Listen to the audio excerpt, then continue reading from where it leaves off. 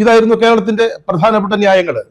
ഇതൊക്കെ അന്വേഷിച്ചു. അതിനുശേഷം എൻഫോഴ്സ്മെന്റ് ഡയറക്ടറേറ്റ് ഈ അഡ്ജുഡിക്കേഷൻ അതോറിറ്റിക്ക് ഒരു റിപ്പോർട്ട് സമർപ്പിക്കുന്നു.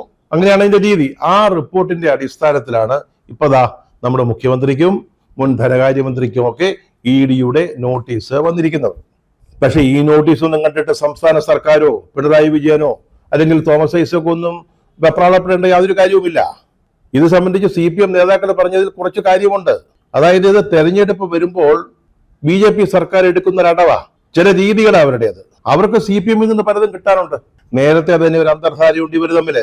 അത് നമുക്കറിയാമല്ലോ, CPMഉം BJP സർക്കാരും തമ്മില്, അല്ലെങ്കിൽ പിണറായി വിജയനും മോദിയും തമ്മില് ചില അണ്ടർസ്റ്റാൻഡിംഗ് ഒക്കെ ഉണ്ട്.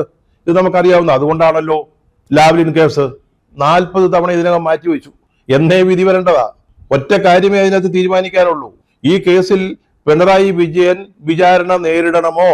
അതാണ് ചോദ്യം സുപ്രീം കോടതിയുടെ മുമ്പിലുള്ളത്. ഇതുവരെ സുപ്രീം കോടതിക്ക് അതൊന്ന് പരിഗണിക്കാൻ സമയം കിട്ടിയിട്ടില്ല. മാറ്റിവെച്ചുകൊണ്ടേയിരിക്കുകയാണ്. എന്തുകൊണ്ടാണ് മാറ്റിവെക്കുന്നത്? CBI ആണ് എതിർകക്ഷി. CBI പറയും, ബഹുമാനപ്പെട്ട കോടതി ഈ കേസ് ഒന്ന് മാറ്റിവെക്കണം.